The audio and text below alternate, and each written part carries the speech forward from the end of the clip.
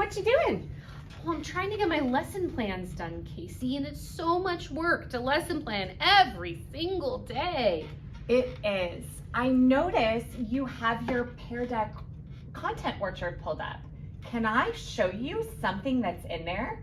They now have certified lessons in ELA and in math, so that should save you a ton of prep time. What does it mean that the lessons are certified, Casey? That's a great question. That means that the content is aligned to curricular standards. It tells you exactly what grade levels it's for, and real teachers and educators have checked that content to make sure that it's matching the standard. I really would love you to show me that. Excellent, let's take a look.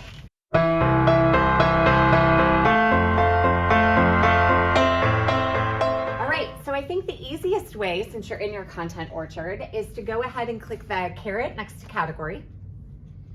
And currently they have certified math and certified English language arts lessons. So choose whichever one you'd like. I'm gonna go ahead and choose ELA because even though I'm a social studies teacher, I also teach reading and writing. Absolutely. And then you'll see that they appear in a list. And so you can find something that has to do with what you're teaching in class. Let's go ahead and pick the context clues in informational text because that's something that no matter how many times we teach it, students always still struggle with. Right? Important in all content areas. So the first thing you want to do, as with anything that's already pre-created, is we want to make sure this is actually matching our learning intentions and goals for our class. So you can click these little arrows underneath this tile, and here you can see the lesson objectives. Is this what you want your students to learn? Once you verify that, there's a real life connection, which I love. Students are going to write their response. So right away, we're engaging students in the learning at the very beginning. Then here is your lesson information. And then we start to automatically ask students where they are in their understanding, which is incredible. And what I love about that, Casey, is it's 10 to 15 minutes of a lesson and then immediate practice. And we know from research that is one of the more effective ways to structure a class is to teach for 10 to 15 minutes and then have students practice what they've learned. 100%. And when this is all done, students, of course, will get copies of their responses. So they'll get to go back and go through these, see their questions and what they responded. So you can go through and take a quick look at everything that's in here. It looks like it's multiple choice and text. Contains about 20 slides or so. I love that mixture of multiple choice and free response. It really gives me a good sense of what my students have learned and what they understand. Exit tickets are already embedded. You have 2 choices. So yeah, this is a great option for you.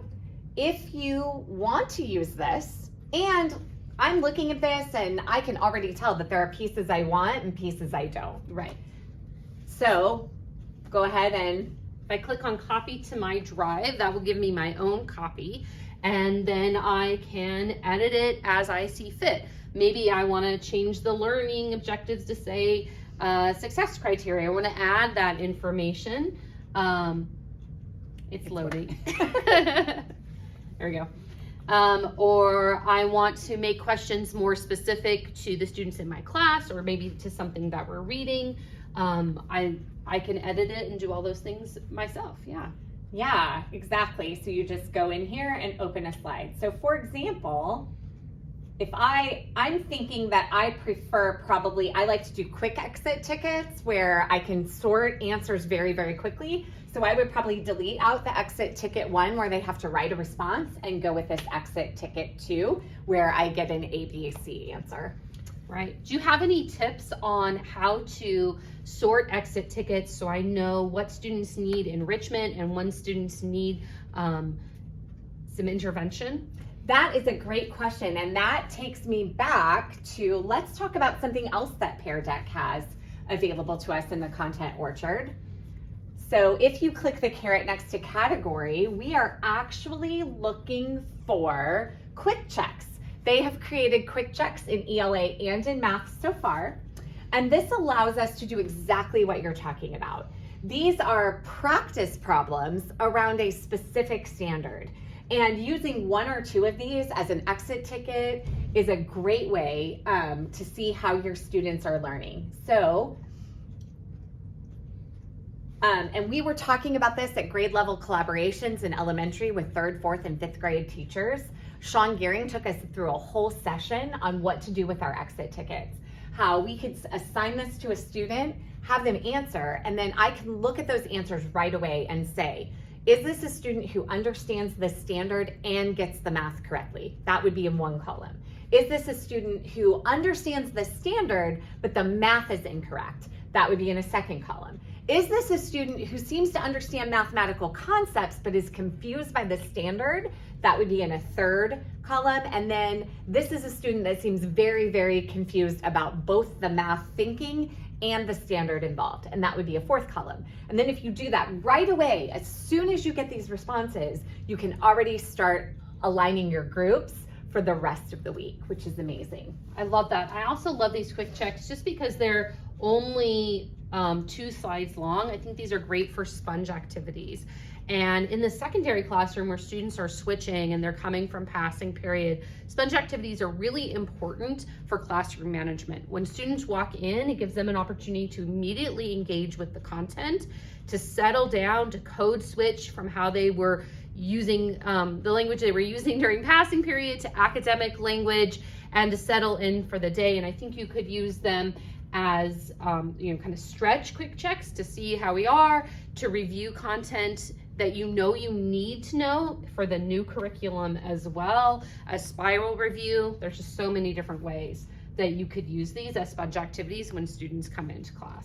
Exactly. And if I don't teach math or science, these are still great templates for me to use to look and say, how could I take this exact thing about graphing and attach a science concept to it? How can I take some of those ELA things, like for example, you were doing context clues, and how can I put whatever they're reading be that history text or social studies text that we're reading in class?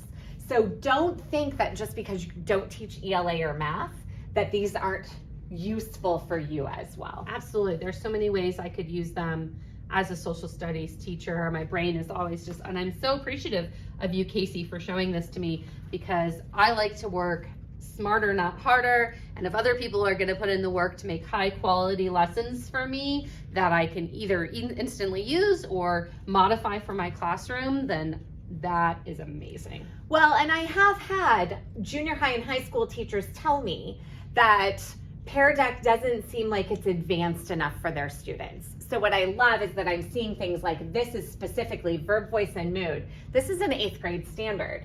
And you go through, and these right here, context clues. This one particularly is for 12th, 10th, 11th, and 9th graders. Wow, I said that completely out of order. But so there's the content in here really is for our upper grade students. And I think when you're doing intervention, often in secondary, these 6th grade standards are also really powerful. 100%. So all right, well, I'm so glad. I can't wait to see what you create. Woo!